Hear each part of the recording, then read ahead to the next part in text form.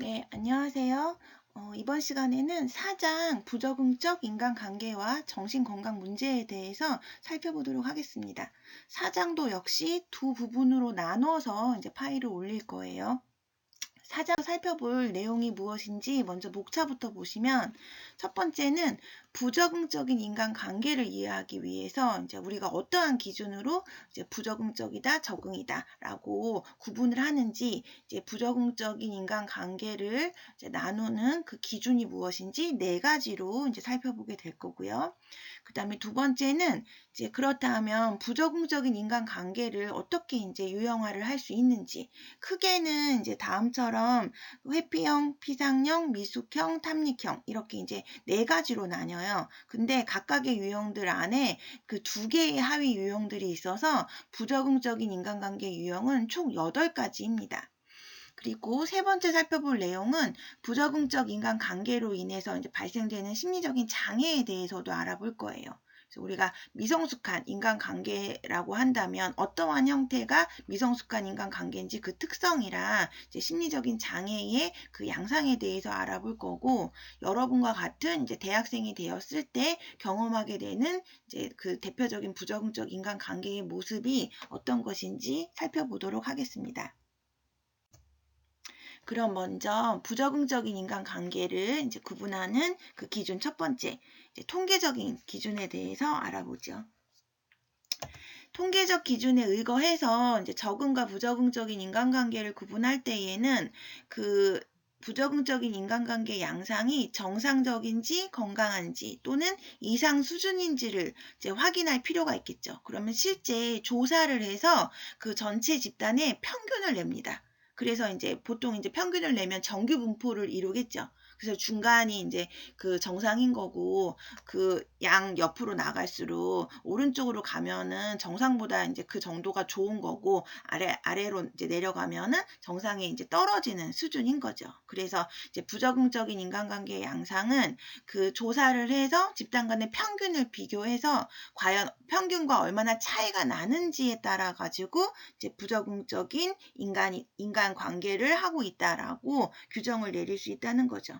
예를 들어 가지고 그 배려심의 정도 같은 경우, 그 친사회적인 행동이죠. 한 사람이 어느 정도의 배려심을 갖고 있어야 우리가 좀 정상 수준인지 배려심을 또 측정하는 도구들이 있거든요. 그럼 이제 뭐 여러분들도 설문조사 많이 해보셨죠. 그래서 문항을 읽고 체크를 한단 말이에요, 점수를. 그러면 그걸 입력해서 이제 통계를 돌려서 집단 평균이 나오겠죠. 근데 이제 평균에 있는 머물러 있는 사람들은 정상적인 수준에서 배려심을 갖고 있으니까 적절하게 그 친사회적인 행동을 해서 관계를 형성하는 게 별 문제가 없을 수 있겠지만, 만약에 배려심의 정도가 집단 평균에서 현격히 떨어진다 이러면 우리가 관계에 있어서 남을 배려하고 좀 나를 드러내지 않는 그런 마음이 되게 중요하잖아요. 그런 중요한 측면인데 그런 정도가 그 굉장히 좀 결여됐다 이러면은 이제 관계를 형성할 때 당연히 트러블이 발생될 수 있겠죠. 그래서 이제 부적응적인 그 인간관계를 평가할 수 있다는 거예요. 근데 이 집단적인 평균 범위 같은 경우는 사회문화적 기준이라든가 상황에 따라서는 이제 변화될 수가 있어요. 뭐 우리가 보통 뭐 정상과 비정상 같은 경우도 시대, 문화, 환경에 따라서 많이 달라지죠. 뭐 과거에야 진짜 혼자 밥 먹고 혼자만 활동하는 사람들 뭐 좀 이상하게 봤지만, 지금 오늘날에 와서 현 시점 같은 경우는 뭐 이웃 사람 잘 모르는 경우도 많고 혼자 밥 먹는 거 별로 이상하지도 않고 오히려 그런 이제 혼자놀이에 대해서 다양한 그 문화들이 형성이 되어 있죠. 그런 것처럼 집단, 전체 집단의 평균 같은 경우도 사회문화적인 기준, 상황에 따라서 얼마든지 변화될 수는 있다는 거예요. 근데 지금 현 시점에서 통계적인 기준으로 뭐 부적응적이다, 적응적이다 이렇게 이제 평균을 내릴 때에는 현 시점에서의 집단 간의 평균을 그 지표 삼아서 평가를 하겠죠. 그리고 두 번째 그 판단할 수 있는 기준은 사회문화적인 기준입니다. 결국 이 사회문화적인 기준은 그 사회의 규범 또 문화적인 관습에 따라서 정해져 있는 그 기준을 의미하는데 이거는 이제 어떤 행동이 그 사람이 속한 특정 사회의 규범이나 문화적인 관습에서는 허용되고 적합할 수도 있지만 또 다른 문화권에서는 부적응적인 행동으로 분류될 수도 있겠죠. 이것도 이제 엄연히 상대성이 있다라고 보시면 돼요. 대표적으로 높임말. 우리말에는 어른들한테는 높임말 써야죠. 반말하면 안 되잖아요. 근데 딱히 영어 같은 경우는 그냥 어른들한테도 이름 부르고 존댓말이라는 개념 자체가 없으니까 그런 것처럼 이렇게 자기가 속해져 있는 사회 속에서 문화 속에서 정해져 있는 이제 기준에 부합되는 행동과 태도를 보여야 그게 바로 적응적인 거지 거기에서 벗어나게 되면은 이제 부적응적이다라고 판단할 수 있다는 거예요. 그리고 세 번째 기준은 행동의 적응성에 대한 이제 기준인데요. 이거는 이제 개인의 행동이 그가 속한 사회 집단의 복지와 안녕에 기여할 수 있는지를 확인하는 거예요. 거기에 따라 이제 다르게 평가할 수 있겠죠. 보통 이제 한 사람의 행동이 사회에 기여하지 못하고 부적응적인 영향을 미친다면 이제 당연히 그런 행동은 부적응적인 행동으로 평가가 돼요. 그 반대의 경우는 적응적인 행동이 되는 거겠고요. 예를 들어서 청소년기의 반항심 같은 경우 이것도 이제 보통 사춘기가 되면은 독립성이 이제 막 강성해지니까 기존 그 체계에 대해서 약간 그 반항심이 좀 유발될 수가 있어요. 그러면서 좀 짜증도 많아지고 불만도 많아지고 선생님이라든가 부모하고 관계에서 갈등을 경험하기도 해요. 하지만 이제 그런 정도는 그냥 소소한 트러블은 그래도 괜찮은 거죠. 하지만 이런 갈등이 제대로 해소되지 않고 만약에 선생님이라든가 부모님까지 폭행을 한다. 이렇게 되거나 아니면 친구들끼리랑 막 모여가지고 뭔가 이렇게 되게 탈선을 해서 비행 문제를 발생시킨다라고 한다면 결국에는 그 청소년이 속한 집단과 사회에 제대로 적응하지 못하였다라고 볼 수가 있겠죠. 그래서 그런 행동을 이제 보고서 이제 부적응을 판단할 수도 있다는 거예요. 네, 이제 지속적인 문제가 심각해지면 지속적인 인간관계를 하고 있다라고 볼 수 있는 거죠. 아까 청소년 예처럼 그냥 소소하게 말 안 듣고 좀 짜증내고 이런 정도로 판단하는 게 아니라 그게 이제 계속 누적이 돼서 정말 폭발해가지고 이렇게 심한 그런 폭행이라든가 탈선의 이제 문제까지 되면은 부적응적인 행동, 부적응적인 그런 관계를 형성하고 있다 이렇게 판단을 한다는 거예요. 그리고 네 번째 기준은 주관적인 이제 고통으로 판단을 하는 건데 이거는 이제 개인이 보고하는 주관적인 경험과 평가를 이제 중요한 지표로 삼는 거죠. 그래서 스스로 판단했을 때 자신의 행동이나 감정이 과하거나 이상하다는 느낌이 들 때 이제 부적응에 문제가 있다라고 본다는 거예요. 이거는 남들이 평가하는 게 아니라 나의 주관적인 보고. 타인한테는 아무 문제 없어 보이는 사람이 있을 수가 있겠죠. 저 사람 사람들하고 관계 정말 잘 형성하고 좋게 평가도 받고 이렇게 평가할 수도 있지만 본인이 느끼기에 나는 굉장히 막 능력도 없고 되게 외롭고 되게 지금 우울하고 이렇게 이제 느낀다면은 그것도 부적응적인 인간관계를 지금 형성하고 있다라고 판단할 수 있다는 거예요. 그래서 지금 이제 살펴본 것처럼 우리가 부적응적이다, 적응적이다라고 하는 그런 관계의 모습을 평가하는 기준은 단 하나의 기준으로 단정짓다라기보다는 통계적인, 실증적인 어떤 결과에 의거해서 그 다음에 이제 사회 문화적인 어떤 이제 기준, 이것도 이제 내가 속한 사회 문화에서 제시하고 있는 그런 그 모델이 있겠죠. 거기에 이제 부합되느냐, 그렇지 않느냐, 허용되느냐, 그렇지 않느냐 기준이 되는 거고요. 그리고 세 번째는 이제 행동의 적응성, 사춘기에 반항하는 거, 그 상황, 특성, 발달의 특성으로 나타날 수 있지만 그게 이제 계속 지속적으로 약간 조금 과격한 모습으로 나타나게 되더라도 이거는 문제시 삼을 수 있다는 거죠. 그리고 네 번째는 바로 이제 개인적인 느낌. 남들이 아무리 별 문제 없다라고 판단을 한다 하더라도 내가 스스로 느끼기에 내가 좀 이상하고 만족스럽지 못하고 문제가 있다라고 생각이 든다면 그것도 당연히 부적응적인 문제가 있다라고 볼 수 있다는 거예요. 그래서 이렇게 이제 네 가지 기준에 의거해서 판단을 한다는 거죠. 이제 다음은 실질적으로 그럼 이제 부적응적인 인간관계의 유형은 무엇인지 크게는 4가지로 나눈다고 했죠. 근데 각각의 유형들이 2가지씩 하위 유형이 있어서 부적응적 인간관계 유형은 총 8가지로 설명을 하고 있습니다. 그래서 먼저 첫 번째는 회피형. 회피형 같은 경우는 그 인간관계에서 부적응을 경험하는 사람들이 가장 많이 보이는 그런 유형이라고 보시면 돼요. 그래서 이제 이런 유형의 사람들 같은 경우는 그냥 사람들하고 어울리는 거, 관계 자체를 피하고 그냥 혼자 고립된 생활을 추구하는 사람들이라고 보시면 돼요.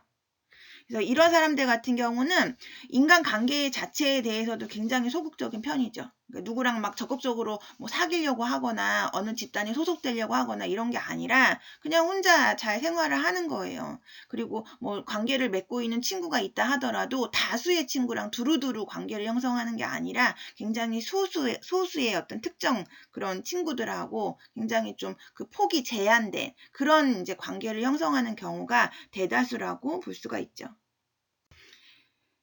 그리고 이제 이 인간관계 회피형 같은 경우는 인간관계를 회피하는 심리적인 이유에 따라서 이게 이제 경시형이냐 불안형이냐 이렇게 나눌 수가 있어요. 인간관계를 좀 소극적으로 취하고 외면하는 사람이 첫 번째 이유는 경시, 무시하는 거예요. 인간관계가 별로 중요하지 않다라고 생각하는 거고, 두 번째 불안형 같은 경우는 관계를 맺고자 하는 욕구가 조금은 있는데 불안.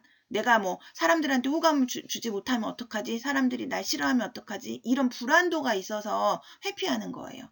그럼 먼저 회피형의 첫 번째인 경시형부터 볼게요.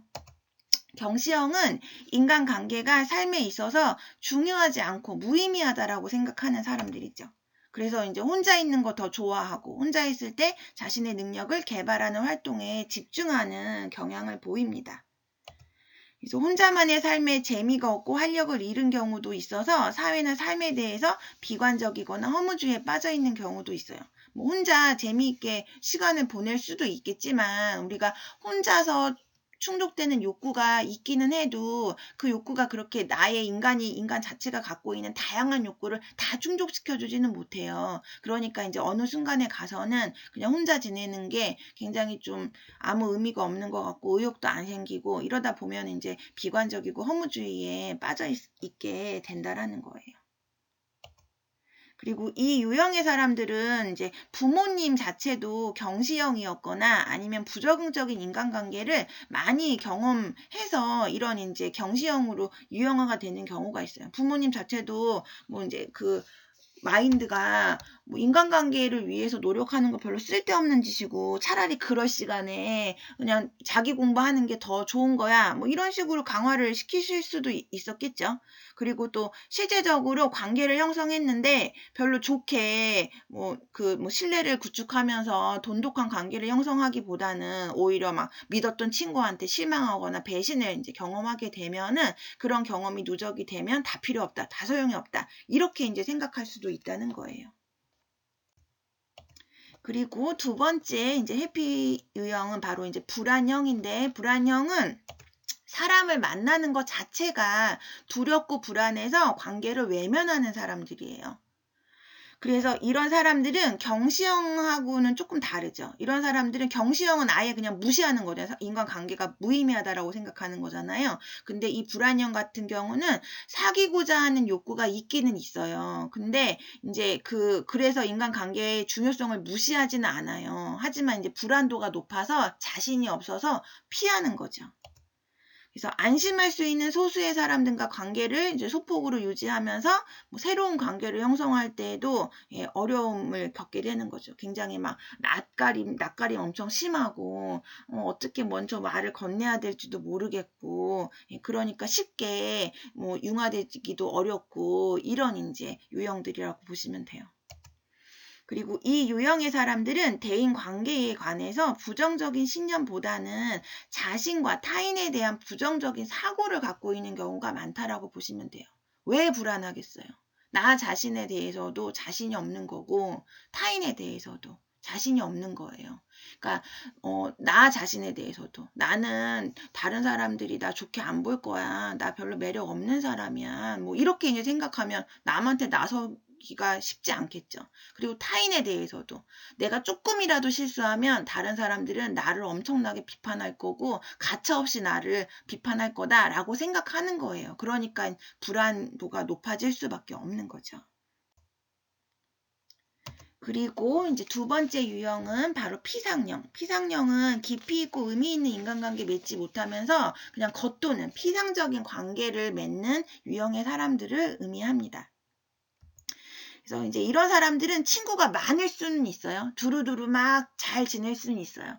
하지만 깊이 있는 관계를 형성하지는 못하기 때문에 뭐 자신의 어떤 고민이라든가 어려움 이런 것들을 마음 터놓고 함께 공감할 수 있는 경험을 하기는 어려워요. 그렇기 때문에 풍요 속의 빈곤을 경험해서 오히려 그 외로움과 고독감이 더 가중될 수 있는 사람이라고 볼 수 있죠. 그래서 이 피상형 같은 경우도 이제 두 가지 유형이 있어요. 실리형이랑 유의형. 첫 번째 실리형부터 보시면 실리형 같은 경우는 인간 관계를 통해서 현실적인 이득을 취하고자 하는 그런 경향이 강한 일들이에요. 그래서 자신의 목적에 도움이 될 수 있는지를 파악해서 뭐 이득이 있는 사람들은 교류를 하는 거고 뭐 득될 거 하나 없는 사람이다. 이러면은 그냥 그 관계를 끊어버리겠죠. 그러니까 실리적인 목적에 의해 가지고 그 판단을 해서 그 이제 관계를 형성하려고 하는 사람들이라고 보시면 돼요.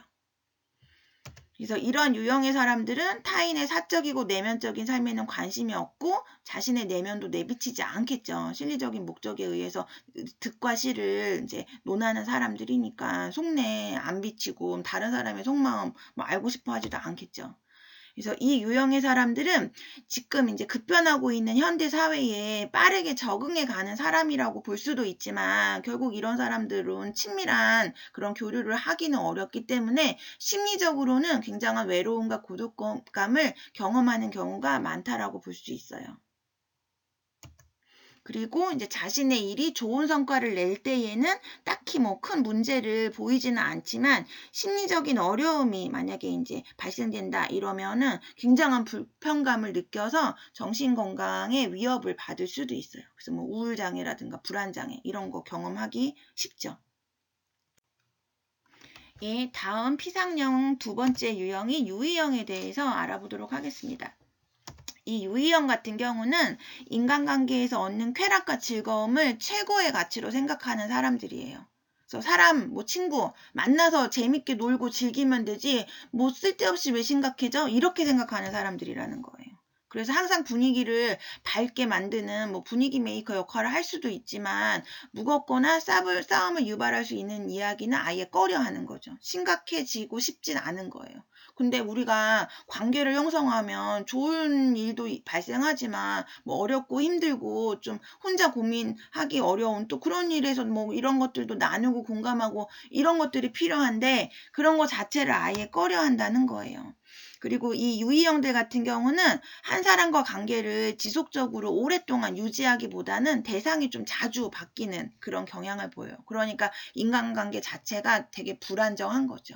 우리가 한 사람과 오래 사귀게 되면 별일을 다 경험하게 되잖아요. 좋을 때도 있지만 나쁠 때도 있고 그러다가 다시 관계가 회복되기도 하고 사실 인간관계도 굉장히 유동적인 거예요. 친한 친구도 항상 계속 친한 상태로 있는 게 아니라 친하니까 또 기대에 부여를 해서 실망하기도 하고 정말 이게 아무것도 아닌 일에 서운할 수 있는 게 또 이런 친한 친구 사이에서 발생될 수 있는 거거든요. 하지만 그렇다고 해서 뭐 싸웠다고 해서 관계가 완전히 막 다 끊어지냐. 또 시간이 지나면 또 옛 기억이 추억이 되는 거고 다시 또 그러면 관계가 또 회복이 될 수도 있는 거예요. 그런 과정을 겪는 게 그냥 정말 지극히 정상적인 관계라는 거죠. 근데 유의형들은 그런 과정 자체를 되게 싫어하는 거잖아요. 그냥 즐겁고 굉장히 유쾌하기를 바라는 거잖아요. 그러니까 한 사람과 지속된 관계를 형성하기는 어렵겠죠. 그냥 그때그때 재밌게 놀 수 있는 적당히 뭐 그냥 즐길 수 있는